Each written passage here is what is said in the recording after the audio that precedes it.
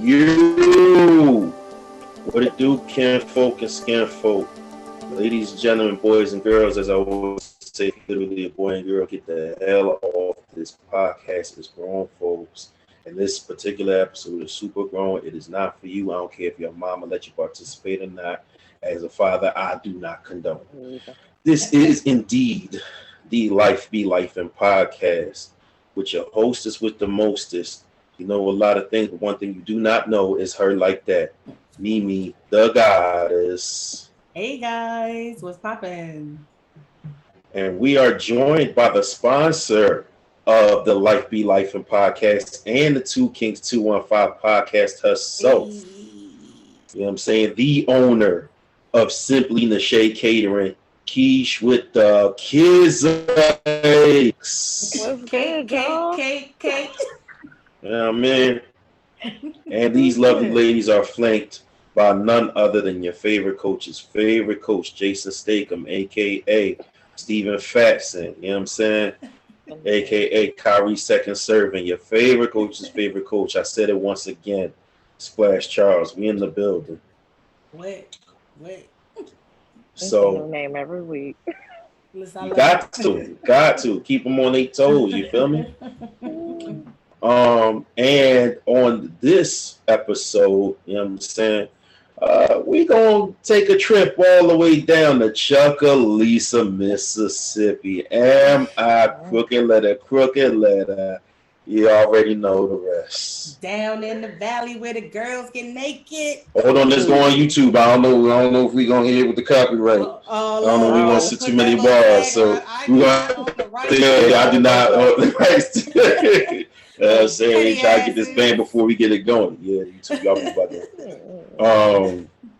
But yeah, man. So we gonna get into season 2 of P Valley.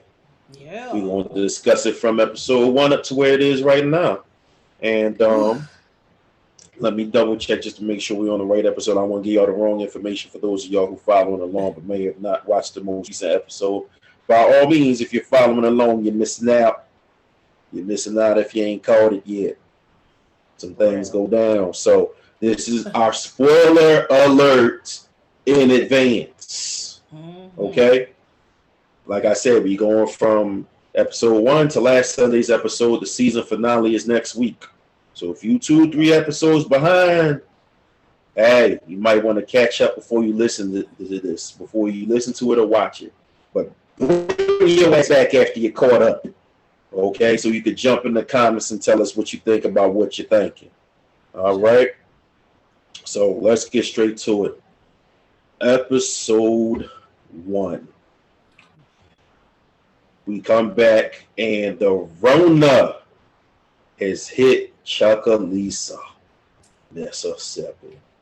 The Pynk got to do things different. You know what I'm saying? Got to protect the scrippers. Got to protect the patrons. So keep making they skrilla. You know what I mean? As we all know, the Panagia, the Panacea, the pandemic, the plandemic, whatever you want to call it, affected the entire world. So, you know what I mean? It was only right that they reflected it in their world as well. Just to get it started off, imagine yourselves in a situation, ladies, where y'all might have been working at the Pynk and the Rona hit. Y'all think that's the time y'all slide? Just be like, I gotta go give me another gig. Or would y'all trust Uncle Cliff to get you through it? I mean, I don't know. He kind of trustworthy. I mean, he be holding them girls down. He like, pimp without being a pimp. He's a madam. He is a madam. He's kind of like a madam. Definitely Adam. I might hold him down, but I ain't mad at what Keyshawn rolled and did though. She took her little show, well, not on a road, but she started her little OnlyFans. She was on a cam. So I don't know. I mean, that was a pretty smart alternative right there. I ain't really mad at her for that. Yeah. And I guess I got ahead of ourselves. So I'll just do a quick recap for season 1 towards the end of it. I ain't gonna tell every bit of the story. So, Autumn Night, aka what's that real girl name? That girl real name again? I don't care. I don't like the light skin heifer. I mean, she She has so many. But Lakeisha Right. Savage, all Yeah. different Haley, I don't know the names last. hard for me to remember. Haley Colton, that was her real name, Haley Colton. Haley So Colton, Homeboy, who you she right. was initially running from, finally caught up with her. Lil Murder finally got a chance to get his big break by getting, somebody outside of Woody to manage him. Mississippi herself put on a dynamic show. So then she ended up getting wrapped up needing to be promotion for Lil Murder. What else happened at the end of the season one that need to be noted? Oh yeah, Diamond in Mississippi finally, was kind of hitting it off like they was going to get together, but Mississippi chose her Caucasian abuser over Diamond. Oh, So you're forgetting the biggest part that kind of puts Black Cloud over season 2 for one of the biggest stars. Talk to me. Let me know. Check me. Where I'm forgetting. We trying to figure out who pulled that trigger in that room. There it is. There it is. Yeah, there it is. Because when the Haley's ex-husband came to get her, somebody had to smoke him. Somebody had to smoke him. You heard the gun go off in the Paradise Room. The Paradise Room was never the same since. Right. Yeah. Nope. So I think that's a big thing to note. Because it affects one of the characters, one of the main in characters. season 2, very much so. Yeah. Season 2, very much so. So like I said, the pandemic is what starts off season 1, and we ain't gonna stay too much on that because there's not too much really revealed in season 1. They just kind of letting you know how they gotta navigate and try to work their way around it. Any other news from episode 1 that y'all want to mention? I just really thought that whole car wash drive-through experience was really lit. Fire. It was. I was kind of impressed, with even though she's gonna experience some issues throughout the season. Mercedes' performance was still top tier. Yeah. It's man, she one of them girls. Y'all went to Atlanta, went to the strip club, and you be a legend, man. Yeah. Oh my God. I think I'm in love with a stripper. Mercedes would be that stripper that I'm trying to take home. I don't even like girls. Just like that girl out, is it Atlanta or is it Houston that's always climbing up to the top of the fucking club? So it depends. I forgot her name. I could go all day about this, but it's Shawty in Miami down at King of Diamonds, Remy Red. They be climbing up all the way the pole. Maybe that's what I'm talking about. Yeah, she be going. Yeah. That's who it is. That's who it is. But that Atlanta strip club culture started all that swag surfing on, girls and the double pole in it, and I think that gave way for this show to really have a super serious platform to make it and keep people interested. Because let's be honest, who don't really love a good strip club vibe or experience? And I'm the type of person, I'm going to the female strip clubs because it's an art to that shit. It is very entertaining. There is nothing about male strippers that excite me. Me either. They're way too aggressive. Very aggressive, but that's another story for another day. But y'all definitely killed one of my questions I had in the bag by the answer. But go ahead. No. Because I definitely was going to ask. No. It's just y'all answered it really well. I was definitely going to ask. Why do you think that women tend to, favor the female strip clubs outside the fact that women are inherently gay? There we go. We're gonna put a pin in that shit and come back. Yeah, we'll come back to that later. Because I wouldn't call it that, but but there's some low key, gay females out here, but then there's some women like me who I ain't no hating ass female. If a female look good, she good at what she do, she a performer. Listen, I used to do pole classes, and my former life, I thought that I could have been, a clapper, but I'm too afraid of that. But if I had to pay my way through college or something, if I wasn't, smart, that might have been a good look. If I wasn't smart, baby, and I got that partial athletic and them DC grants, man, I was getting refund checks. So I was raining on myself. I ain't need to go work at the strip club. But then I went to school in Pittsburgh, so I don't know how that would have worked out for me. Nonetheless, yeah, I feel like female strippers really that shit has become an art. It's literally like a sport now. Like, and I just recently, and I wouldn't say recent, maybe a couple months back, got a video from the chick that was in Usher's Vegas show residency, and he performs "Bad Girls." Is that what the name of the song is? I think so, yeah. Yeah, and oh my God, this chick that he bring, I'm about to say yeah. Ooh, fire. Like, I'm just like, where y'all? Like, and these tricks are getting better and better every damn year. Like, it's crazy. I mean, they got to, for real. But I mean, really, I don't think, regardless, that's going to stop any man from going to the strip club. And half the time, I don't even know if men are really, and that's a good question. So now let me ask you, are men really enamored by the tricks that women are doing on a pole? Or is it something else? Like, that's part of the show. It's absolutely part of the show. Don't get me wrong. Yes, of course, there's the obvious attractions, titties and ass, and depending on where you live, pussy too. True. DC, be showing all. Yeah, that's what I'm saying. Some places let you get naked. Sorry for New York, but you know what I'm saying. That absolutely, there has absolutely been multiple men who've been wowed by the tricks that these women are doing on the pole. Like, it's one thing to get on stage and shake your ass and do the crazy backflip split, but like literally, even men understand the amount of strength it has to take to get your ass all the way up this slim ass pole. Like, that upper body strength gotta be real. What? For real. What? There's literally test to be a fireman. Yeah. That's what I'm saying. They are literally killing what tests that dudes need, no matter how strong you are, no matter how fearless you are.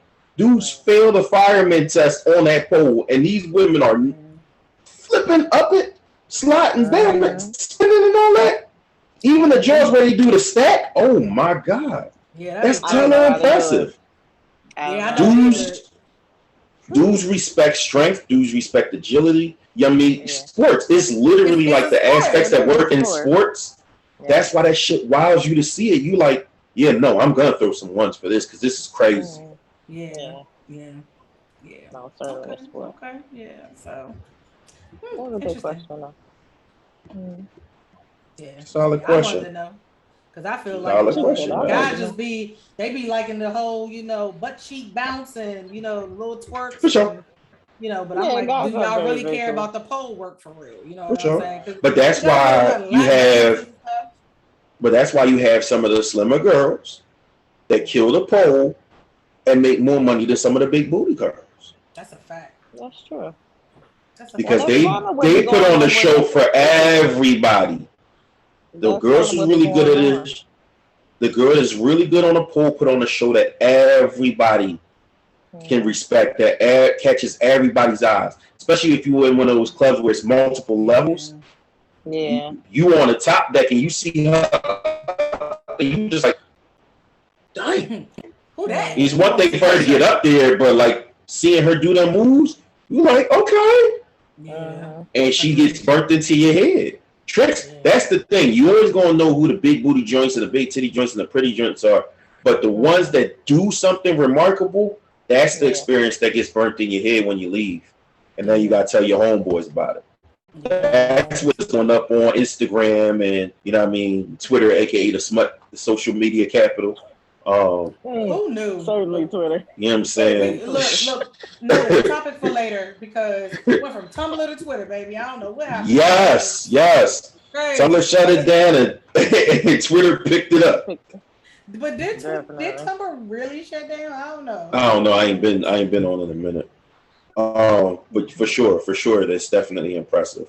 All right, let's jump to episode number 2. And the title of the episode itself gets right into what we was talking about with the major character being impacted in a major way. And being my favorite character, of course, Mercedes. So now... Everybody's favorite character, I think. Absolutely. Rightfully so. She is the show. She is the show. So Mercedes, started feeling tension on her shoulder and not being able to, through the Mercedes experience as we know it. And it comes to find out because she had both physical and mental and downright spiritual injury from having pulled the trigger for the first time in her life. Yeah. You know, they say, you know, your first kill changes you. Or the first, you know what I mean? So in her situation, it literally did. Being back at the place where, you know, she had to squeeze a trigger because it was a life or death situation. For somebody who she wasn't even particularly fond of. So, you know what I'm saying? She was on her way so out. She was trying to get up out of there. Yeah. She was never really like with the club. Yeah, she was never really with the club. She was never really with the girls. She was only using it as a vehicle to do what she needed to do. So it's like, you know, you showing ultimate loyalty for somebody who, for the most part, was never loyal. Yeah, never but I think that's just part of people's like morals and G codes and stuff. Yeah. And Mercedes just seemed like she that kind of person. I mean, and, straight up shit. And she was getting money with the girl. I mean, I don't know if that was really a reason to save her per se, because at this point y'all had gotten all y'all were gonna get, you know. But to save but her, she couldn't keep it on her conscience to let her die, especially knowing, you know what I mean. I mean, I'm based on this episode. I'm sure she wished she hadn't let her die, because not only she lied. We gonna get into that. We gonna get into that. With this reopening. You know what I'm saying? Yeah, let's get into that. Now that you bring it up, because we mentioned how they was operating during Rona season, but then of course, because Rona did what it does, there was setbacks where they ended up having to close. I don't know if y'all who watched season 1 remember the thick shorty who came. What was it, for her marriage, for her divorce or something like that? Party, her divorce party. And was throwing all them ones and slapping ass and having herself a great time. She came back to the Pynk to enjoy herself yet again, and too much. Did that happen in the second? I don't think it happened in the second episode, so we jumping a little bit ahead. But I just wanted to speak on the impact of, you know, the grand reopening to the reopening. You know what I'm saying? So I just want to speak to that a little bit. How, you know, how throughout the season you see how many times they run into stumbling blocks just to get it back open. So again, they really factored the reality of the coronavirus and how it just changed life for everybody. Against our will. But definitely, go ahead, Mish. Oh no, go ahead, because I feel like you're gonna get into the question, so I'm getting excited here. So definitely, let's talk about the people who were impacted by that moment of the shooting and how you know, that kind of seeps into the rest of the season. So you had Mercedes who did the shooting, you had Autumn who was saved, you had Diamond and Big L who had to clean it up, and you also had Uncle Clifford who was on the scene. Let's speak about the impact of that moment in the Paradise Room. Key, showing you. Well, I think season 2 and that particular situation showed us like just a little bit more about each character. So, like you said, it shows Mercedes' character that she was willing to, you know, go back and just risk it all on somebody who was on her way out either way, like didn't care about anybody. And now she's really feeling the consequences of that choice. Haley, Lakeisha, whoever we want to call her today, she's still selfish. She's just as selfish in season 2 as she was in season 1. But then, like you said about, like, you know, the innovative ways that they did things because of Rona. You see what Big L is doing, and of course he got some sort of thing going on the side always. Like a hustle do. That plug life. And I especially love when he was like talking to Diamond and he said basically, you know, we gotta keep the Pynk open. Like, this the money maker. As long as the Pynk is open, I'm here. And I thought that at that point and where we are, like present day, speaks volumes as to what happened in the last episode for sure. So I'm just really waiting to see what happens with that. And then like some people died that we didn't really know or really have any background about, like Gidget's mom. And you know, that really doesn't matter, but it just shows like you were saying, the reality of the situation. Like people died because of this, you know. And it was a life changer for different people. So I definitely and that's why she's not with the boy anymore, right, Duffy? Because she blamed him. She blamed him. So, and then, you know, like you were saying in the first question, people had to choose: are we going to stay or are we going to go? And in this season, she's no longer working at the Pynk. But I did want to say, when you were talking about Miss Mississippi using OnlyFans, it was a smart move, but could she really have come back to the Pynk after Murder Night? She wasn't welcome anymore. You know what I mean? Yeah, she did what she had to do, and it was a good idea. But she was not welcome after that, rightfully so. I think it was a full move on her part, like, you know. But then it wouldn't have made way for her storyline, if you ask me. So that she had to make that foolish move. But I mean, the thing is, it's all about family, and I think those of the Pynk feel like she chose an outsider over family. Like, we get Derek your family, but he not our family. Like, you bring these babies here with these black eyes, you got your ass beat. We cover that shit. We take care of these babies, like, and you gonna choose that fuck nigga over Diamond, who been doing nothing but protecting you. And you know, let's talk about the protection piece, right?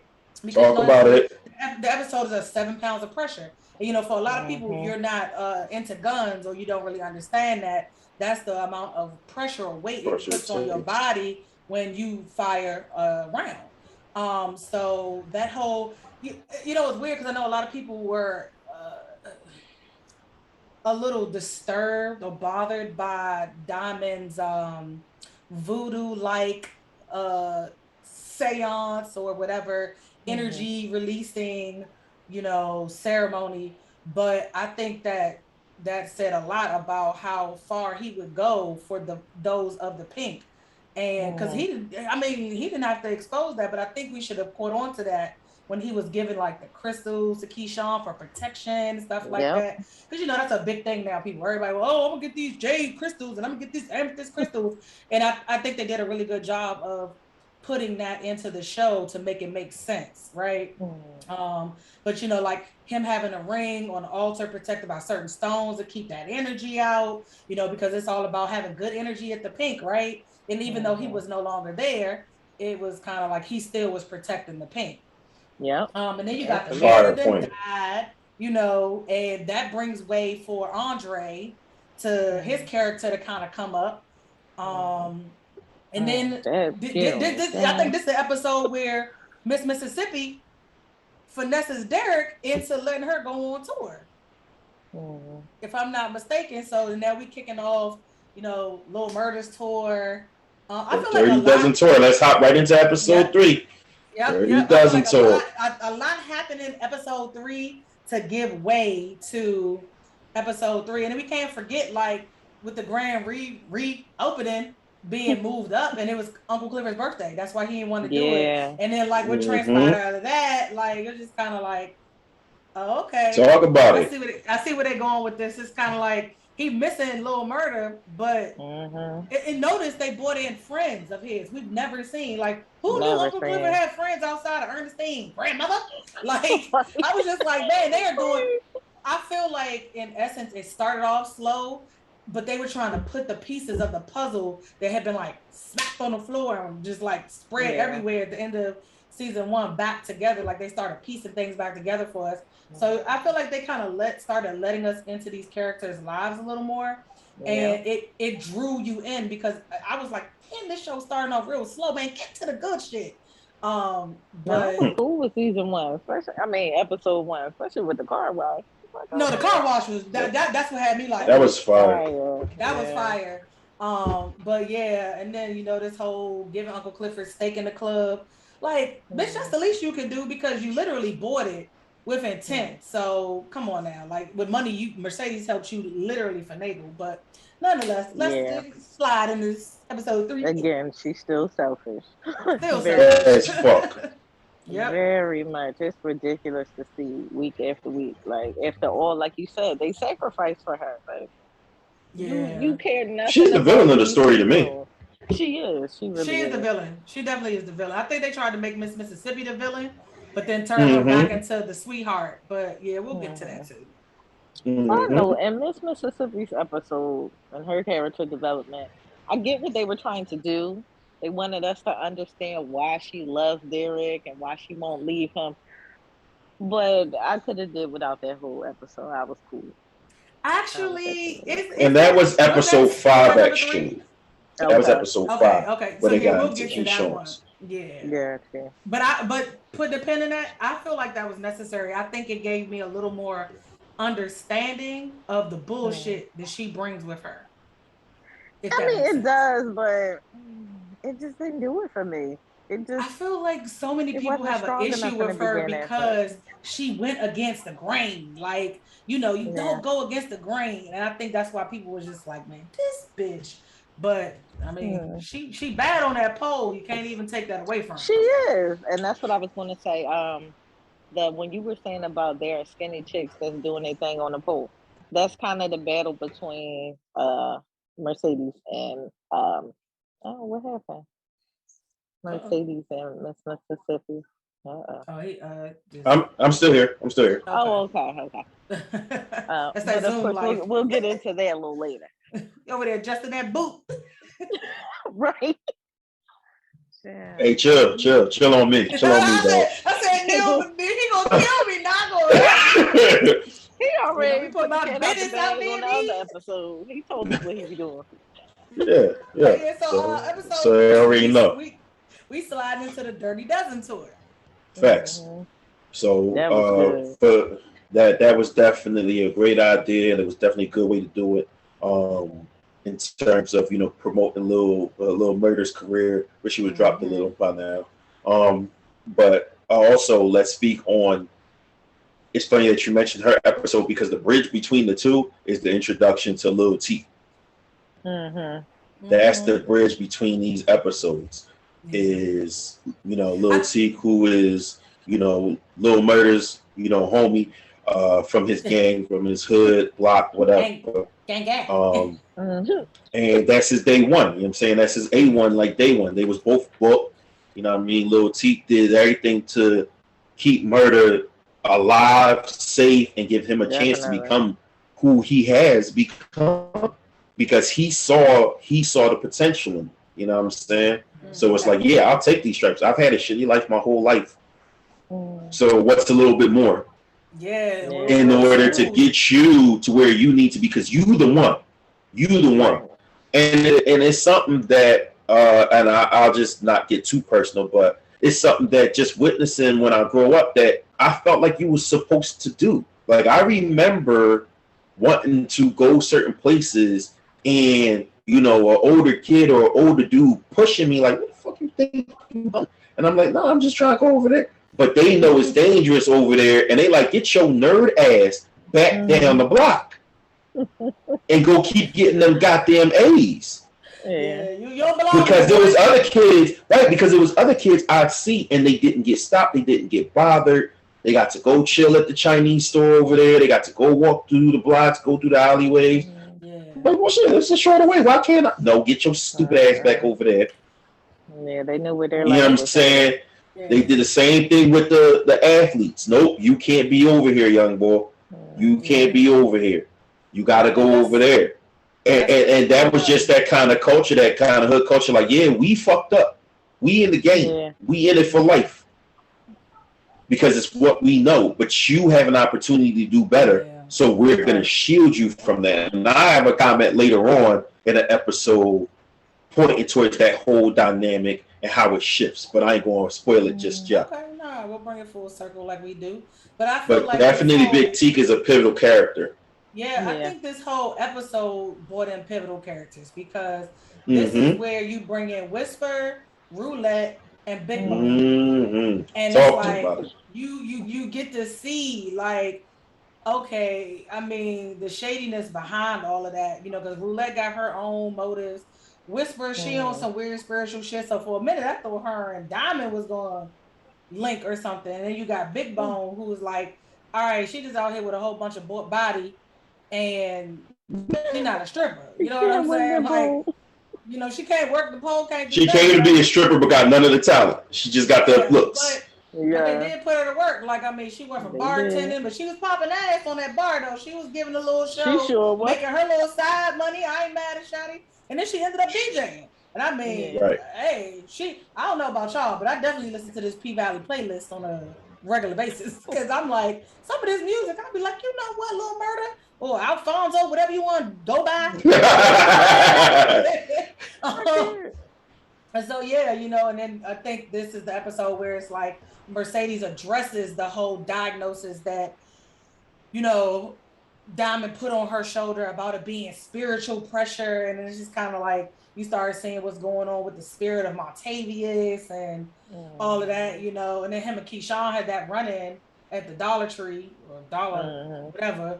And that just was a whole, mess before she left. But yeah, this episode like made way for a lot of good stuff that was brought out in episodes that followed.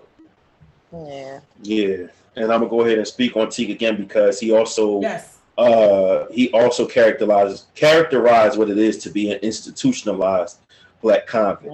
The world is different. He'd been in there so long; it's a new world when he got out.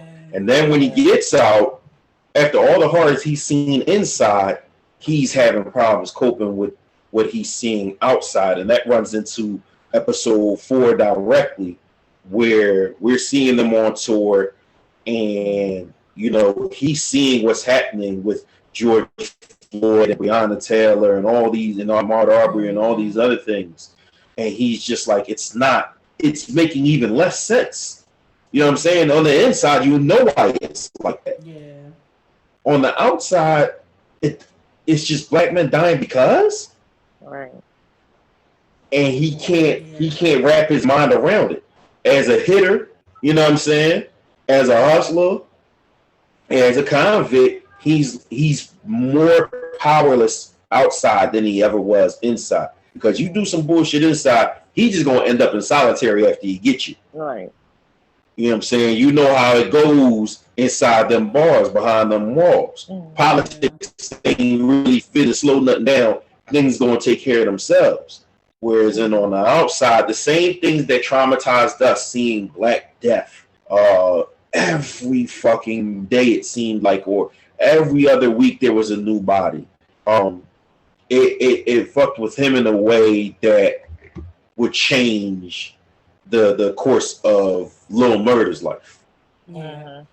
And, also in this episode, I feel like for me, and I also, I said it, and it's like, I was like, something that gone on with them too. Like their relationship is not just homies. Too tight. Listen, soon as they hugged when they picked them up. I was like, yeah, they too cool. And it was like when they had the conversation about, him saving Lil Murder from getting stabbed and how the CO used to send lyrics to him. And I was just like, that's kind of intimate. Things that make you say, okay, but whatever, okay, I ain't mad at it, I already knew where that whole situation was going.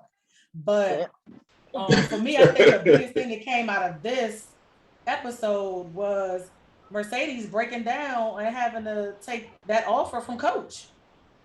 Yes. I was like, girl, anything to keep your gym open, huh? Because you wasn't with it last season. Even after you had to stay at the Pynk when your mama stole your money, you still wasn't trying to give in to that. She can never catch a break, and it's a shame. She can. And then this was the episode where they realized that Terica's, legal guardian is off her rocker. Off her shit. So Terica driving Audi trucks around the city, picking up, food bank boxes and shit. I was like, what is going on? Because I think this was this episode was when she agreed to go down to Memphis. And you know, she gave the Mercedes experience to the both of them. And she got that call with that wild ass ringtone. So I was like, hey, right. this girl about to be trouble this season. I kind of knew her daughter was gonna bring some trouble. So yeah. And this is right where we are. This is right where we are. Just as a reminder to keep pace. This is right where we are, where that's happened, and they're also giving the Keyshawn story as the main conversation in episode 5, White Knights. Okay, because I was about to say, I don't know what you said. Your phone was hella chopper style, but I pulled it together. My bad. I don't know what's going on my internet. But you know what? You rolled it a 5. We got to talk about 4 because this is when they start touching on these characters personally. Because episode 4 was when they brought up Roulette. Like they really true. And like talked about her issues and why she's so goddamn crazy and shit like that. Yeah. Yeah, and it's just like I think we learned that she's into a little more than just stripping. And it was like, oh, Lord, a lot more. Right? Yeah. A lot more. Girl, like it's some more shit. You know, man. This is when old girl, the health inspector chick that was there. Yeah. Her divorce party came back spending her stimmy. Like I thought that was funny. How which is hilarious. Put that into it, like how people was frivolously spending their stimulus money. But and she got the girl she told her to take her mask off. Now, how you gonna tell her to take a mask off? You the health inspector child, and she done sneezed in your mouth. Did you see how she started though? She had on 2 masks, gloves. I think she might have had on. She was getting free. She was getting everything. Everything was coming off. She was on that get loose juice, and she couldn't help it. She loved them strippers. I was like, oh, she loved them strippers. So this is what caused the closing of that club for the second time, but due to relation. She was pissed. Yeah. They gonna tell her hurry up and get it together so I can go back and finish spending my stuff. Right, and then what? The little crazy dude with Corbin that like to get his ass beat by Uncle Clifford. This when he thought he was gonna swoop in and get old Savage Girl some low ball price for the club, but this is when we learn, right, that she has other plans for this club, which is why she. Let's talk about that whole power struggle. Let's talk about that whole power struggle real quick between Corbin, Autumn, the church mom, and Andre. The church mom. You know what I'm saying? Mercedes mom. Yeah. And Andre. Let's talk about that for a little bit. Yeah, for the mayoral. Yeah, because I don't want to get too much of that. But you got Corbin's brother who's running for mayor, and he white. Mm-hmm. He's like the interim because I feel like he was an interim mayor, right? Because Tyndale died. Yes. But Corbin gets this idea because boy Booth the purchase of the Pynk to be like, you should run for mayor because of your connections with Tyrell, and everybody loves a good black man down here, Chuckalisa. So I think he hyped him up because. So for me, I felt like, Corbin was on some bullshit. I feel like he knew that Andre and Autumn Night had smashed, and there was a little relationship there. He could get him to finesse her to take that low ball price. Then it's all about beating his brother because they've been beating his ass all his life and everything. Always. So he was throwing his little money around, trying to, see what he can make shake. And Mercedes' mom, she a piece of work. You just stole her money and opened up a whole goddamn more church. Than a piece of work. Child, somebody need to off her. We're gonna talk about that poor 12 and pole work she had going on. I'll say that for later. But this woman turned. Like somebody need to let her have it. I can't wait to see the finale. I hope they off her, but nonetheless. Yeah. Wicked 304, you hear me? Even though this episode seemed very weird in the sense that Roulette was who they really spotlighted, you had to pay attention to a lot of the background information that they were handing out. Yeah, definitely. And I want to tell y'all something. So I've been watching season 1 the last couple days. And Autumn got that $10 million from Corbin, like the idea. And it started when Andre and Corbin first met at the Pynk. And that's when him and Autumn first met outside. So this is his first time in the Pynk, and they're, you know, in the room. So she comes in to dance for them. And while she's dancing, they're talking about the casino. And Corbin's talking about, like, you know, fuck his brothers, you know, forget 1 million, I want 10. And he's talking about the casino, and that's what they're willing to pay. So that's where she got there from. And I don't blame her. You won't settle for less. He won't settle for less either. So go for it, you know? Yeah. Nice. And if I'm not mistaken, another thing that isn't this the episode where Teak and Lil Murder? Uh-huh. You know, yeah, this is D-Valley, okay? Season 2 is definitely D-Valley, okay? So the way they, I've seen definitely so too much gap for me. How many hoes Lil Murder got, baby? Okay, but okay. So here's the conversation that I have been having with people around this. And the funny thing about it is no one has been able to refute this, right? And I'm not saying that I'm right because this is just my feelings on this. So in this episode, they're on the tour and I guess this was like a really great night, but then all of that stuff break out from the, you know, what was going on out in the world. You know, the civil unrest. The civil unrest. There you go. I love that term. And Teak not handling it well. And he's responding to Murder in a certain way, but Murder is kind of like trying to calm him down as if like he's trying to comfort him. So I think people are starting to be like, what Mississippi Mississippi and Woody. These niggas fucking. I think these niggas fucking. I think they fucking. Hilarious to me. And it was literally just a look. It was literally just a look. She like. It was the they put up at the bottom of the scene that had fuck up like as if that was a whole time a part of everything. Yeah. So, but that scene, y'all, like. I was just like, that was a very interestingly intimate scene. Very much. And I was just like, yeah, y'all wasn't just in jail fucking. Y'all was in jail dating.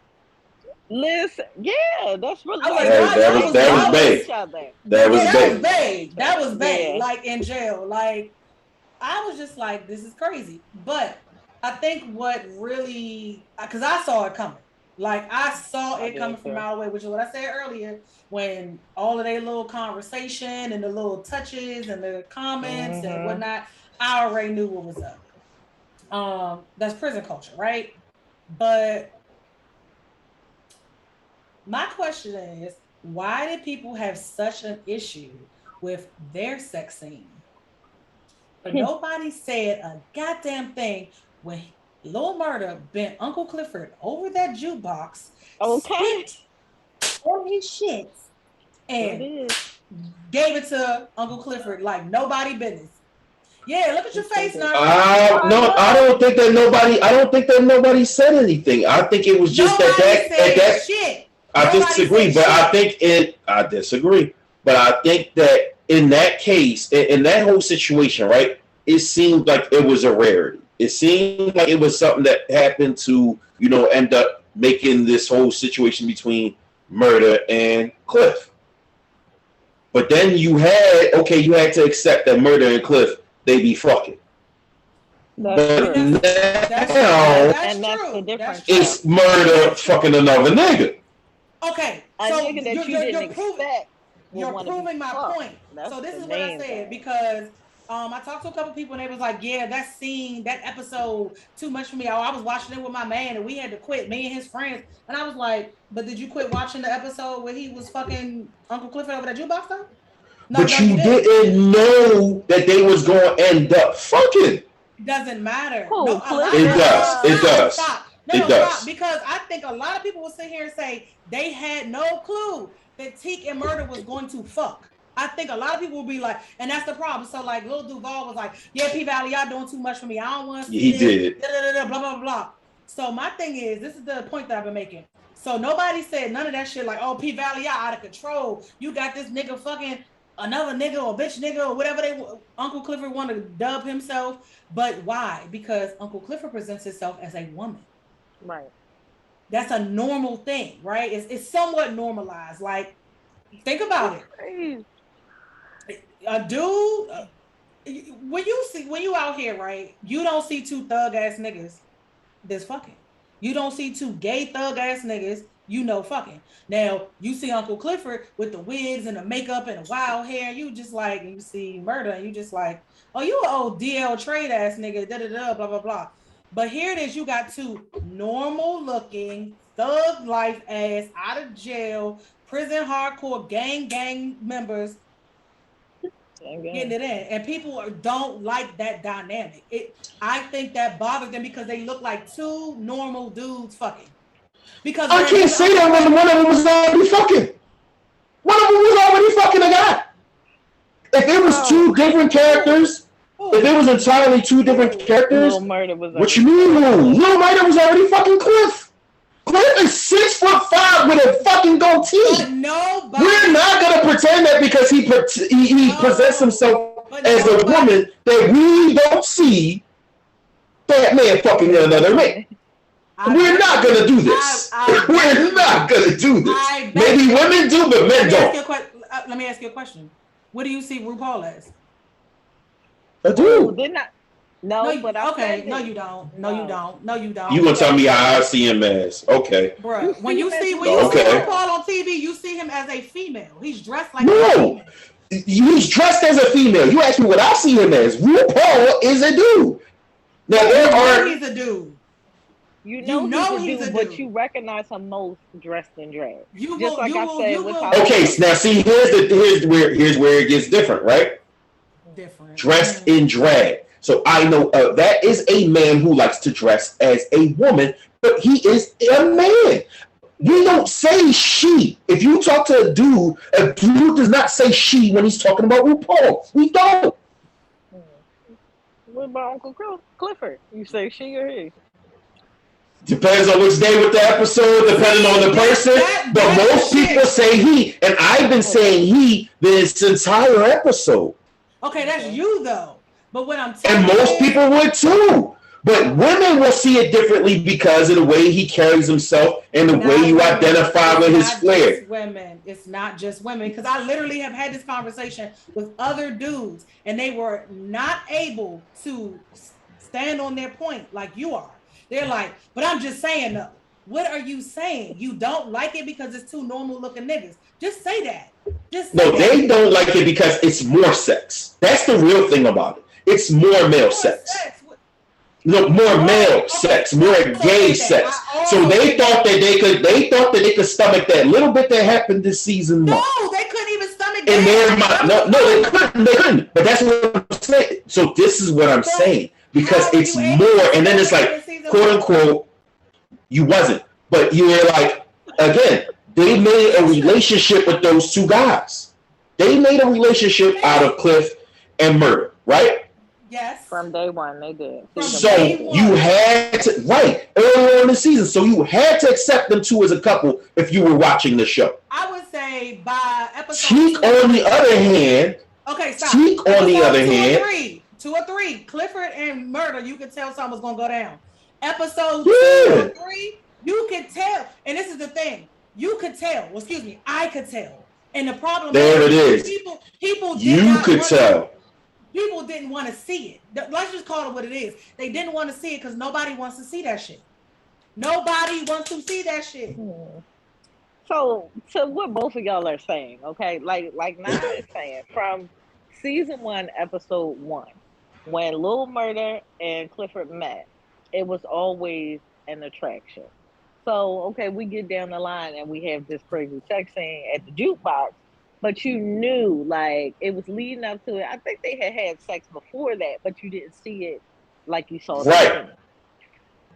We saw and Murder. It was the Paradise Room before the jukebox. But they were pushing it like they were just friends. Yes. So it was just like, yeah, they had sex. They had sex in the car. I want to say they had sex in the VIP room. Sex in the car was the last, like. Yeah, that was later on. But the Paradise Room was their first sexual encounter. it even gets mentioned again during this season. I'm gonna have to watch it because I could have swore it was The Office. I could have swore The Office was the first. Yes, that was the jukebox. The Office was the jukebox. They didn't show. They showed their conversation. They just didn't show it, right? But like the next day or whatever, when they were talking, like Cliff was recapping the sex scene from the VIP. Oh, I'm about to go there check it that is. out because I missed that. There but it when is. it comes to Murder and Big T, they were like pushing it like, oh, they homies, they from the same hood, the same set, all that. So like, okay, you and I saw from the first hug, like something ain't right here. Yeah. But some people were, even if they thought it, they weren't gonna push it that far. Like, oh, they just homies. So then when you get into this scene where not only are they about to fuck, the way it happened, because now Teak is the one like he all emotional. Like the bitch. Yeah, he all emotional. You know, I wasn't expecting that from him. I knew they was fucking, but I didn't expect that from Big T. I'm like, nah. You done put a whole condom in your mouth and all that, my man. Like, I wasn't expecting that.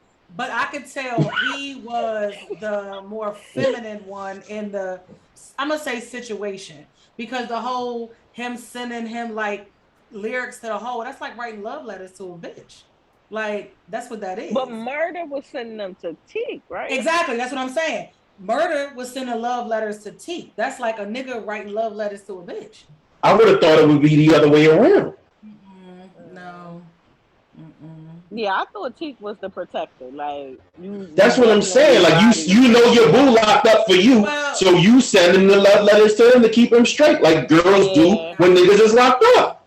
Nah, I feel like and I guess because I do the research on a lot of this stuff, because I'd be like, where's these new terms coming from?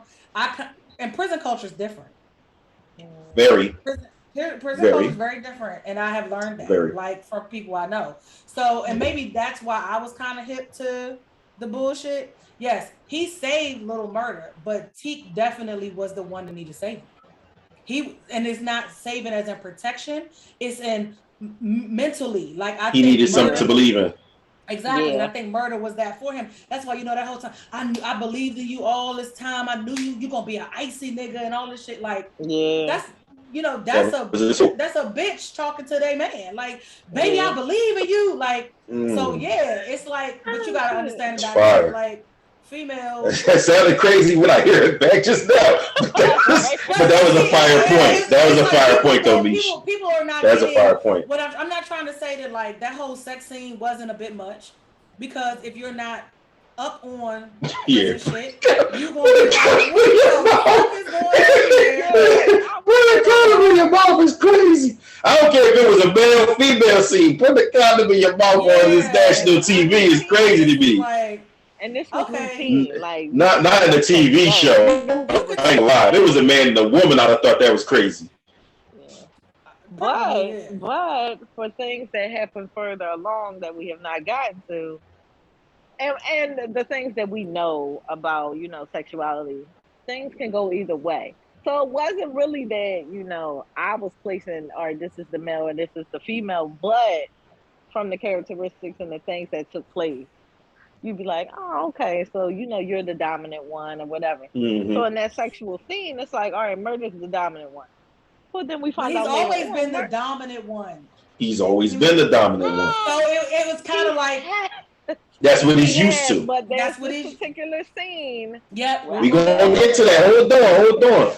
Don't let the cat out the bag yet. My problem is people do not like, again, I feel like you got the,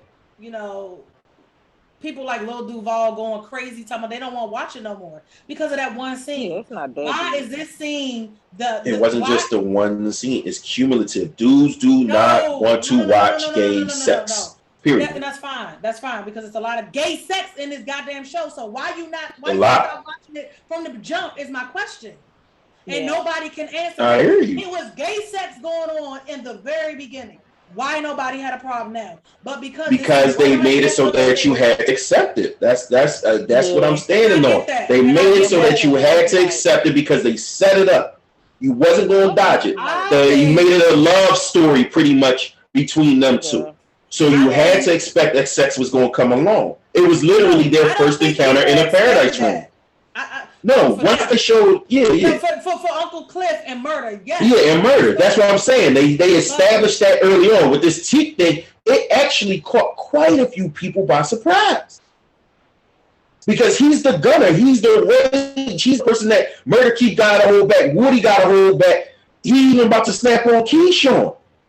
But here's my now, you know what you know. Fine. It looks different in your lens. But the average person don't know what you know. And women in general, y'all read gay better than men do. Let's be honest. It's not y'all read that gay because, to be honest, Teak don't give gay. I think he gave murder. No, he don't. Exactly. But that's what I'm saying. That's the point that I'm making. I get the point that you're making. With it because it's like but you can't say two. It would just be Teak because by then we already know murder gay. So how's it two of them? I'm gonna tell you what it is. Way too much sex, and because you didn't, or most people didn't expect it from Teak. Because if it was Murder and Cliff getting it in just as much this season, nobody had a problem. The point is, I'm making this being if it was as much sex. Why nobody had a problem with all of the sex between Cliff, but when it came to Teak, again, because nobody, you made the point, nobody wants to accept that. So now you're forcing this down our throat. And then also, I think a lot of these people in the industry don't want to be exposed because that's the kind of life they live. So now you exposing us. You putting that shit out there. Like I'm portraying, how many rappers out here are really gay? Look at Lil Nas X. We had no clue about Lil Nas X. Until he said, I'm comfortable to be free. And now he's fucking off the chain with it. And then there's some people in your face, and you know why they hate it? Because he came out as if he was a straight male, and now he done told the world, "Yeah, I like dick. Like I just was doing this to get put on." So now people got a problem with him. You ain't had no problem with him when he was straight.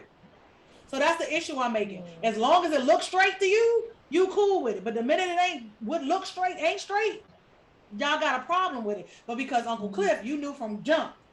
He carrying pocketbooks, he wearing heels, he putting on makeup, he got wigs and weaves, That nigga gay. And then here come Murder like, okay, I like niggas, so what? Like, whatever. But then when it came to him and Teak, it's like, oh, that's his nigga, that's his hitter. Hold on, he hitting him though. Like, how? Yeah, no, how he just bent him over like that? Like, no, people were pissed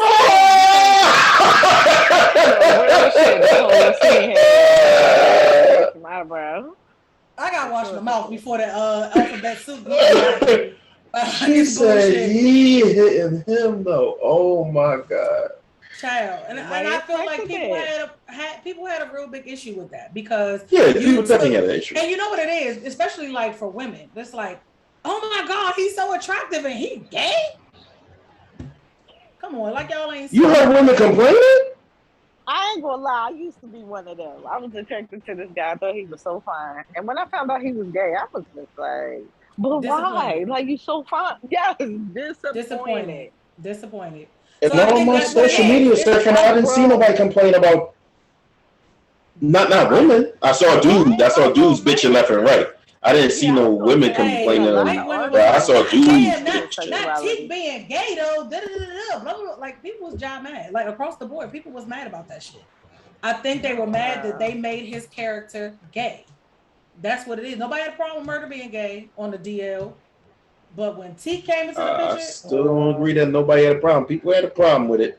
And you know what else? People had a problem with Murder. A lot of people had a problem with Murder. Of course, nobody's going to have a problem with Cliff, because like you said, Cliff is right there. It's front and center. It is what it is. But people had a problem with Murder being gay. People did. Believe it or not. They absolutely did. I don't know. And I wouldn't be surprised if people didn't have a problem with it for the reason you said, is that it exposed some motherfuckers. Yeah. That's true. And that's what it is. I feel like people feel exposed.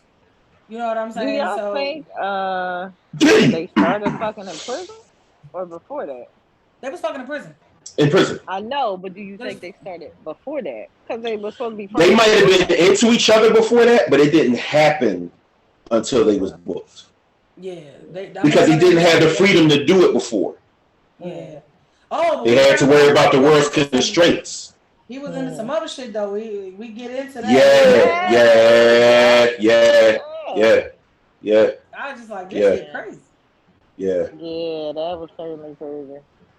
Oh man, that big T shit took us off the rails. But you know what? I feel like that was an important piece because I think that was the catalyst for people either tuning into the show or tuning out of the show. Fair enough. I think that really was the make or break. And I feel like even the people that bitched about it, I put money on. I bet Lil Duval kept watching the season. Oh, most people did. Most people did. Episode, I'm sure. Yeah, because I mean, how could you not? Like, I wanted to keep going just for sheer interest of how that was going to play out between him and Teak versus him and Cliff. Because let's not forget, in this episode, this is where you saw where that season, that situation with them happened, but Teak found that postcard and he was like, "You ain't right." He felt the way you ain't sent me nothing. Yeah, listen, I told you he the female. That ain't a female move. I told you that big move right there. He was mad for him to get up. Oh, he was mad. That was definitely the female move. That was definitely a female move. He was big mad about that. Oh wait, yeah, that shit. And that snowballed into a whole cattiness between them. Yeah, and then that's where we got into that episode where Keyshawn and Woody was like, "These niggas fucking again." That's where they rolled. Yeah, that's exactly where it was. But then speaking of Keyshawn, she is next up for her episode to kind of spotlight her. And I don't know. I mean, I feel like we got bigger, better things to talk about, but yeah, we could just, it was just quote unquote her origin story, her and Derek's origin story. That's pretty much what it meant, what it was. Yeah, we saw how she ended up in that situation. Right. The end. Yeah, and I get it. It happens every day. You love, toxic people.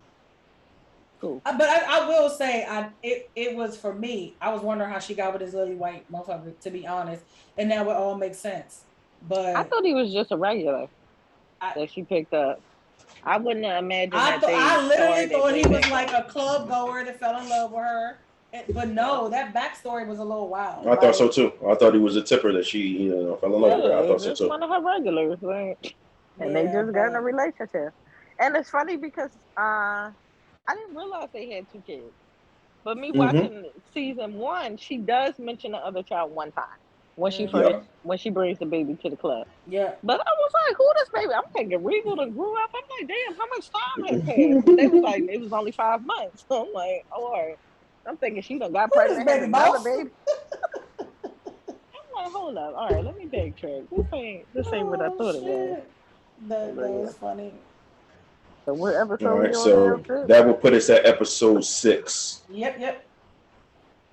And episode title of episode 6 is Savage. And this is where the focus on Andre and his campaign comes into focus, as well as the whole situation with Mercedes and Coach. Which, by the way, it was a different person playing Coach in the first season. And I figured, because I'm like, who this old nigga? I don't recall him. Yeah, it was somebody else. Yeah, it wasn't the same guy. This is the episode where Keyshawn tries to run too, right? Yes. So then we just completely skipped over the part where, so we got to backtrack a little bit. While they end the tour, had to go home because Rome. Oh, yeah, but that was season episode 6, right? Well, no, this is this episode. Yeah, same episode. Episode 6. Okay. She been doing a lot of running. So. I mean, right? How about that? Just not that part. Yeah, that's very wild. No. You know what? We did skip over it. Rome was episode 5. That was at the end. That was the whole build up for Keyshawn. How she keep getting herself into these situations. Yes, and he tried to rape her. And, right. This is where. So for me, this episode, mostly, I think what I took from that episode was not really about Keyshawn. It was Rome talking about this video. So I was like, did they catch video of him and Uncle Clifford in first season fucking? So I thought it was him and Teak. What video? What video? And I said, but how would he have gotten video of Teak? But then I thought about it. He is on tour with him, but then I'm like, I literally racked my brain about what this footage could be, right? Yeah. That shit was crazy. I was like, but let's give it up for Woody. Okay, a lot of people say, that's a hitter. Doing what a real hitter do. Yeah. And when he slid that nigga that fentanyl, he was just like, death dealer right there. I was like, you know, and I think people see it as, for me. And it was crazy because, remember, before Rome had did his line, he made Woody do the line first. Yeah, he snuck the other lines. Which one? It was so many lines. That's how high he was. That's how high he was. They couldn't even tell. But Woody a G, because I didn't think he was going to do the line. He did it. I knew he was. He had that look at first like, oh, I'm not sure, but he was like, if I gotta make this pop, I gotta do it. I gotta make it look real. Like, what Future say, dress it up and make it real for me? He did that. Like, he went March Madness on his ass. He was like, oh, I'm gonna get this nigga up out of here. That whole conversation was dark. I loved it. I did. And I was most people don't get, you know, escort, a guide. Yeah. Woo! But you know, like, I don't think people paid attention to the fact that he's the one that runs the funeral home in Chucalissa. Yeah. Well, you knew that because he had the hearse. They was taking the tour in the hearse. I don't think people paid attention to that. I thought they just thought he was driving a cool ass hearse. But I was like, okay, yeah, because he did Tadell's funeral and all that shit. I don't think people paid attention to Woody like that. So this boy, you don't. You got to give it to P Valley because they do a really good job of catapulting characters to the forefront in an episode and you don't even realize it because this really like put Woody on the map for what his play is in P Valley. So for me, I felt like him doing that was twofold. He was protecting Keyshawn, but then he was also protecting Murder's career and his absolutely. Like, and people think it's because he never trusted Rome from jump. Yeah, I think people really think it was behind protecting Murder's career, like to make sure he can still keep making money. But I also think he was protecting Murder's career as far as his image. And then keeping Keyshawn safe. But then all of that plays together because if she wasn't comfortable getting on the road with Rome, then that means no murder in Mississippi. And so I feel like these writers do an excellent job of like, you know, folding everything in. Layers. Layering it together and blending it all up and making it look nice, smooth, and a little smoothie. They be really smoothing shit out. Like, I got to give it to these writers. So, yeah, this episode was, so going back to what transpired at 6. No, that's on you. All right. Keish, talk about it. I mean, I think episode 6. Everything we need to say because that was Keyshawn's episode, right? True. Yeah. But we on to episode 6 now, where we're focusing on Andre's campaign and the situation with Mercedes, the Mercedes experience going awry. This is the one that refresh my memory. This is the one where she came back to finish the experience. Yes. The first time. Yes. Okay. Yes. And that went crazy. So tell me who saw that coming with the wife. Oh, I definitely did. From part 1 of the experience. Well, so I thought that, much like I said earlier, she saw Mercedes on a pole and just kind of got enamored by her and was like, I want to see what this Mercedes experience is all about. But who knew this girl was going to tell her husband, I like pussy more than you do? Oh, that was crazy. I see that. Did y'all see his face? Let's talk about that. How in the hell do you set up a side bitch that your wife knows about, NDAs being signed, like, and then you bring her into the fold of the side bitchery, and you getting mad because she getting it in just as good as you is? Like, so let me answer that question because I knew it was gonna come up, and I was gonna ask it if it did. So here's the deal, right? You got to keep in mind, it's not the fact that they had something going on. It's the fact that she did it behind his back. That's what he's bothered about. Because remember, once he saw his wife was turning on, remember, he called Mercedes back like, hey, she really wants to see you. You wowed her. You impressed her. You got to come back. I'm doing this for her, so you do it for me. You know, that was the second call. The wife made the first call back when, you know what I mean, and that's how they ended up doing something. She remember? She wanted her to right. Remember, she didn't even initially say she was coach. She had her thinking that coach called her up. Yeah, and that's when she took the pictures of then her. She got her there, took the pictures, and they fucked. They think. Yeah, they did their thing. Yeah. But the way they was fucking, like, I could tell this was not Farrah's first time at the rodeo. Yeah, like, definitely wasn't her first time. It definitely wasn't her first rodeo. When she said it, I wasn't surprised, but I was surprised that she said it to him like that. Like, oh shit. Yeah, that was crazy. I was surprised. I'm not gonna cap. I really was surprised that she was, because it really came off like she just was. This is the first woman she'd never really felt that type of attraction to. But then when I saw how she took the lead in ushering in the situation between the two of them, I said, "Oh, girl she ain't new to this. She true to this." Like, and that's why he upset, because he got masterminded. Yeah. That's why he got upset. But he blamed Mercedes. He blamed the wrong person, though. That I have to agree with. That was real corny. Like I have to agree with that. She got seduced the same way you did. Like, and I think that was kind of fucked up. He reneged on his deal, and Farrah was kind of fucked up for not making him stand on that deal. Like the same way you slid her them stacks. When you play with that cat, you should have gone on and made sure she got the rest of that money. At least half of it, damn. Absolutely. Yeah, but she made sure she got them shoes. Did y'all peep that was funny business. While Mercedes and Coach going to the living room. She definitely took them shoes off her. Shoes. Like, it's time for you to go. These belong to you. Yes. So, damn. I almost felt like she set her up. Yeah. She sold Mercedes out, man.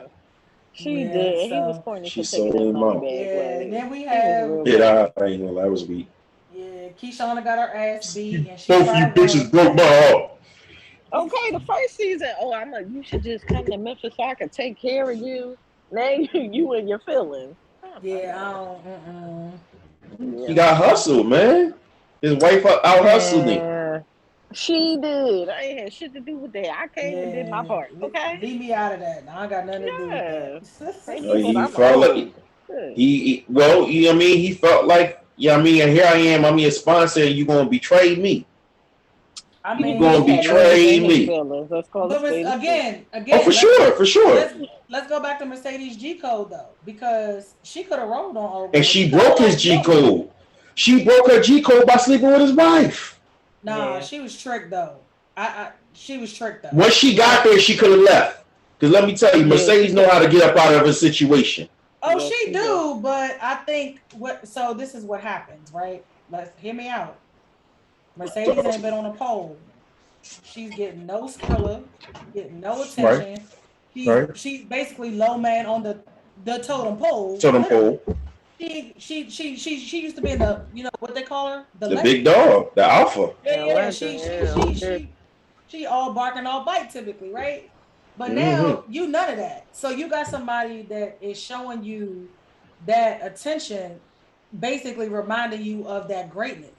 And I think she fell for the trap. Then all the shit she had going on with her daughter and shit, I just think Mercedes, it shows the one time Mercedes won on her toe and she got caught up.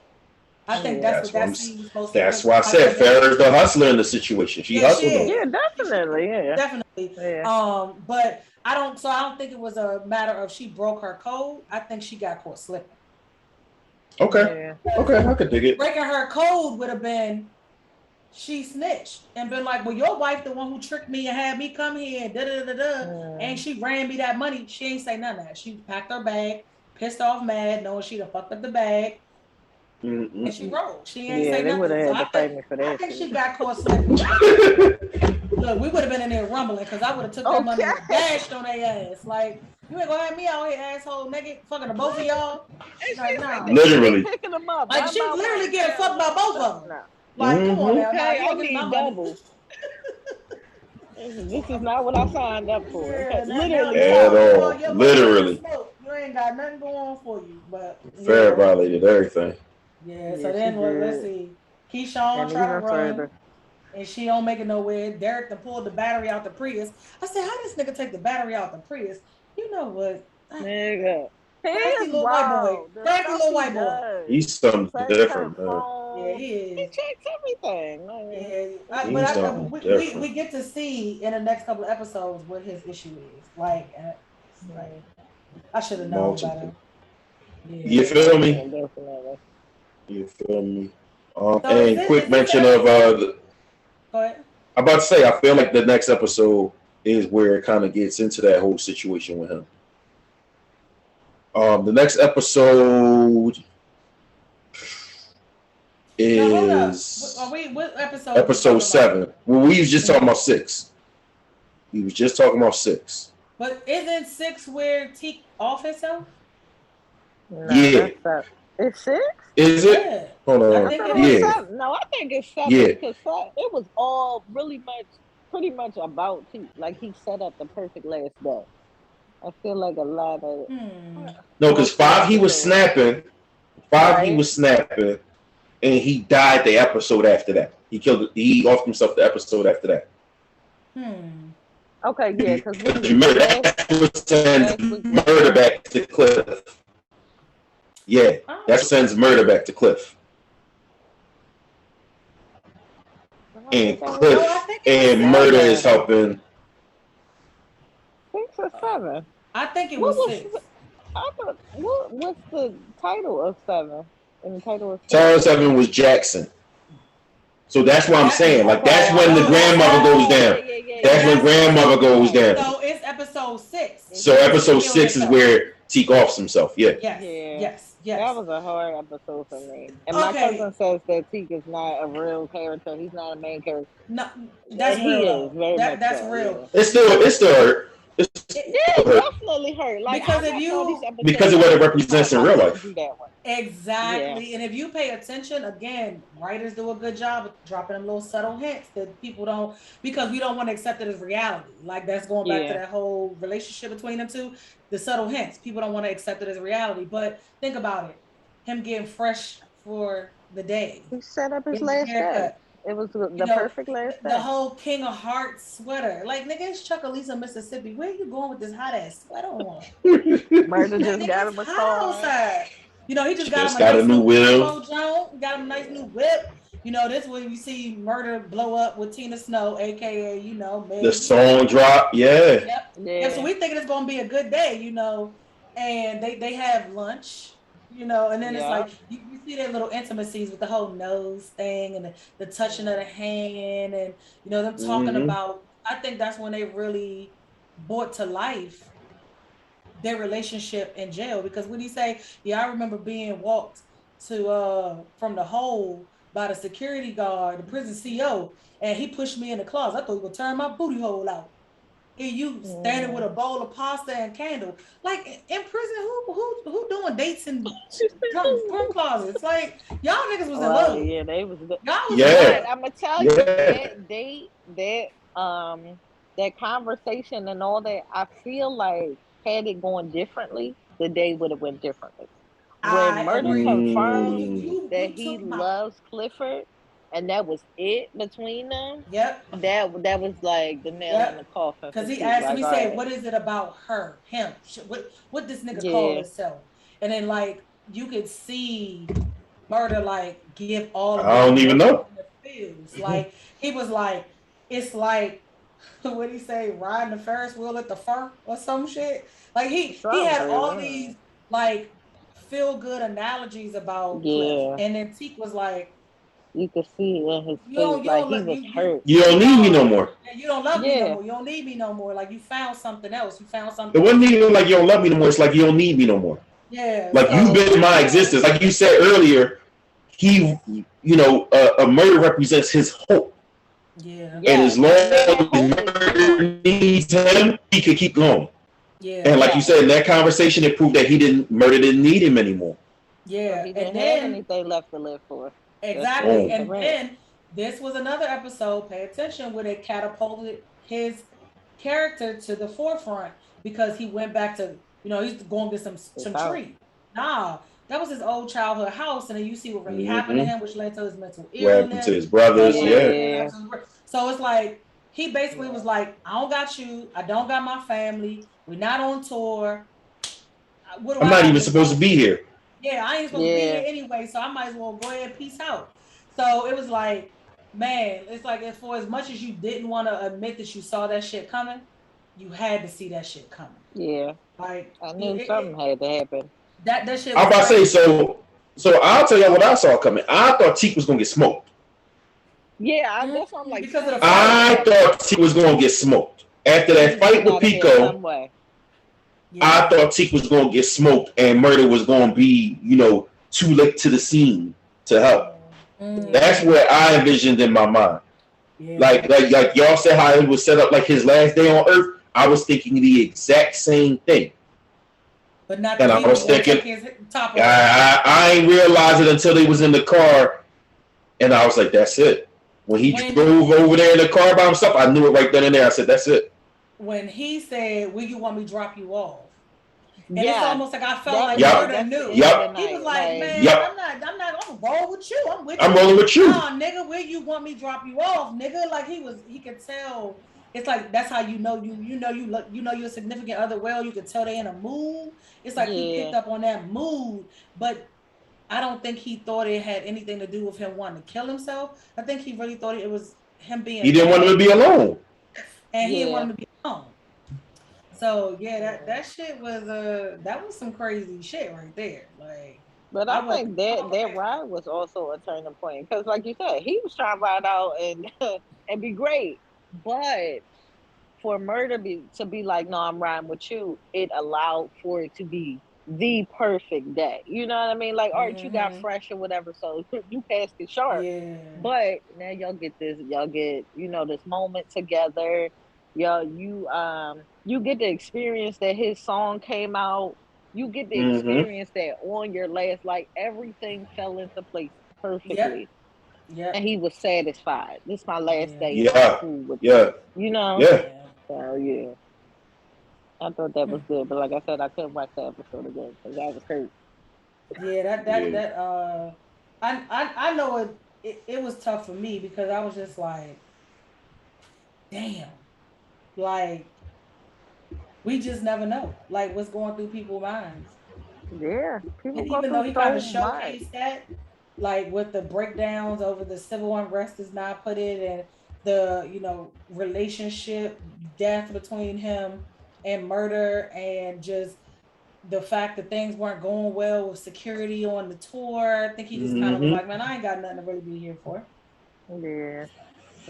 Yeah, no, that joint was heavy, and I guess this is where I bring real life into the episode of just realizing the rate of black male homicide is higher than the rate of any other race and in males in general. Yeah. And in general, I think black men just have the highest suicide rate in America currently. Yeah. It's just a scary thing because, like me said, you just never know. Yeah, you just never know. It could come from somebody who's your rock. You know what I'm saying? They so busy being your rock, you don't realize that they on E. And next thing you know, you ain't got them no more. Yep, it's tough. It's tough. So, yeah. So, all right, let's move on because I ain't going to be sitting here crying tears for Teak on this goddamn podcast. R.I.P. Big Teak. R.I.P. Big Teak, man. Hustlers for life. Yeah. All right, so now we go to episode 7 where grandmother, the Rona hits her pretty bad. Yeah. And I think it's crazy because that murder coming in the last episode coming to Cliff. And then like the time spent with him and Ernestine and what comes out of that was kind of interesting. Like, they all needed each other in that episode. These last few episodes. He's there hiding out, but Cliff gotta handle things. And he's taking care of the grandma. So yeah, and then I think that's what brought them closer together because when he say, "Oh, is this your lair?" He was like with a magic happen. Right. And he was like, so I think he got to really understand.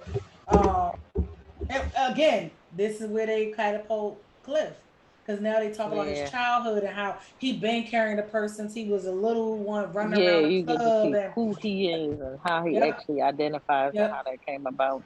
And then Murder accepting that because the whole dancing around and his shit. Like I was just like, hey, this is some wild shit. But it's funny because that was kind of like I felt like it was a testament to I accept you for who you are. Yeah. Which led to said scene. Let's just get. And he wanted to. Yeah, y'all go ahead and get on that. Yeah, baby. I was like, wait a minute. Now let's unpin that from earlier. That's the part I was talking about. Come on now, what you mean we got it? Nigga went dark on us. Like, what type of shit? Nigga went dark on us. That's crazy. Okay. Nah, I didn't expect him to put that request out there in the moment. I was just like, I felt like his vulnerability was like at an all-time high. Yeah, for so many reasons. I know for me, the only thing that drove me about that scene was I was like, why Cliff built like that? And he got a waist bead. I was like, they doing too much. Oh shit, I ain't even peeped the waist bead. I did not see all that. I didn't pay attention to anything. Like I was just I did not see all that. Yeah. I ain't even gonna hold y'all. I never watch it on the night it comes out. So I started skipping through. I ain't gonna hold y'all. Oh, that's you. After that dialogue started going in that direction, I was like, yo. Oh wow! There's nothing here for me. You skip. There's nothing here for me. Yeah. Why would I sit there? Like why would I sit there and do that? I'm sorry. Call me what you want. I don't see no point in me sitting there and do that. I'm cool. Understood. I guess. I don't understand it, but I guess I understand it. It's just like, it's TV. It's not you. So what does it bother you? Like, I don't understand it, but it's like to gain to it though. That's what I'm saying. There's nothing to be gained by me sitting there watching the whole thing play out. Well, y'all tell me what I missed. You know what I'm saying? Because like I said, the dialogue that led into it, I thought that's what was crazy. That conversation, him deciding that, he's going to be the bottom for the night. You know what I'm saying? That remark that he said, that line that he said, you know what I'm saying? That in his turn, once they actually started committing that, I was like, oh, right. Shit. Y'all niggas be killing me. Speaking into the mic. Skip to my fucking Lou. You hear me? Skip up already. Y'all know that this happens. I don't understand why. Like that's like me saying. Wait, just to be clear. Hold on. But that's like me saying I'm skipping all lesbian scenes. I'm not bothered by it because that's not my jig, and I'm not doing that. Just to sit there. Okay, so let's be clear. Because you really just want to touch on a double standard that it really is what you about to do. Listen. It's a lot of double standards that I'm not cool with, but there are some that I'm okay with. Okay? But don't get me wrong. I don't want to walk in a room and see my man, my homie, my bro, my no dude that I'm cool with that I think is straight watching two males just randomly have sex, but it's a television show. I don't think that I'm going to catch you watching gay porn now. I don't think I'm going to see you go on your search bar and see you male trades having. I don't think I'm going to see any of that. So if you sit through that scene, I'm not judging you for that. I think. Well, why am I sitting through it? Is the question. Why am I sitting through it? It's just context. Why am I sitting through it? What's the context? I know they're fucking. Yeah. I know they're fucking. They had the conversation. He's laying on top of him. But you're gonna watch two women fuck. That turns me on. Right. It don't turn me on. I don't understand. It don't turn you on. Like that. That's like a. It don't turn you on. So asking me why I wouldn't watch something that's going to turn me on in a show is like, oh, well, why would why wouldn't you watch the basketball scene? Yes, I know it's choreographed. Yes, I know it's playing out. No, it's not real basketball. But I'm into that. So why wouldn't I watch it and see how it's going to turn out? Whereas that's not what I want to watch. But not just that. And here's where I was going to say something to you. I skip through heterosexual scenes too. Facts, I do. I do be skipping through some of that shit. I can't speak for all men, but me, Coach, Flash Charles, I skip through heterosexual scenes in movies and shows that I feel as though either it's going to be a long played out thing to where it's just being graphic for the sake of being graphic, or I feel like it's a forced situation. Yeah. Like y'all just do that in there. Yeah. And it doesn't really benefit the story. So then I skip through it. I feel like that's what people are seeing when it comes to that scene. They feel like you just threw that in there. But no, there's context to that because. But their dialogue before their dialogue showed again, like I said, the dialogue and him saying, no, I want you to be the dominant one because as we discussed, murder is usually the dominant one. So him saying, nah, I want you to do it. You know what I'm saying? All that, that in terms framed what was going on. At that point, me sitting there watching the act I don't see the benefit. I don't. If it was a man and a woman, and they was like bisexual or something like that, and he's like, nah, this time I want you to peg me. Or if he was the one that was always getting pegged, and she was like, no, this time I need the dick. Okay, again, I understand that it's a submission going on. There's a change. There's something in this character that's being flipped. Why this time he wants the roles to be reversed. Okay. So I don't need to watch the act. That's you. Like, you don't need to watch it. That's why I'm only speaking on me. Right. That's why I said I cannot speak for other men. My problem is the people that don't want to watch it because of what it is. Like, you got the context. No, they don't even get the context. I ain't watching no game. I ain't like, come on, bro. Grow the fuck. But why would you? That's the part that you're not explaining to me. If you're not into it, not watch it? Because it's not what you want to see. It's not what you want to see. Because it's not like shit on TV I don't want to see. This Love and Hip Hop shit. I'm watching some of this. I don't want to see some of this shit. Why are you watching Love and Hip Hop? I mean, I don't watch it anymore, but I'm using that for context. but that's what I'm saying. That's a perfect example. But that's a perfect example. That's why I wouldn't be caught dead watching Love and Hip Hop, because there's shit that happens in every single version of that show that bothers me as a person. And we're not even talking about graphic sexual scenes. I'm talking about the way that black people treat each other in those shows. Yeah, facts. Bothers me as a person, the fact that it's being exploited and repeated every single version. So there's never a time where you're going to catch me watching any version of Love and Hip Hop. It's not my twist. Same thing for other guys. If guys are not into that, that's not their twist. That's why. But again, Love and Hip Hop is not something a bunch of guys watch. Are there guys who watch it? Of course. But it's not something a bunch of guys watch. I'm just using the example of guys, if they're not into it, then what's the point in them watching it? Y'all don't watch trash basketball. Y'all don't sit there and watch basketball that ain't good. Because we're into basketball. We will pay attention to what we are into. You're into the show. What does it matter what's being put on the show? You're into basketball. Basketball can be terrible. You're into basketball, but you're gonna watch an entire fucking game. No matter how terrible the game is, you're gonna watch it. That's not true. You just said we do not if it's that bad. After a while, you tune out. This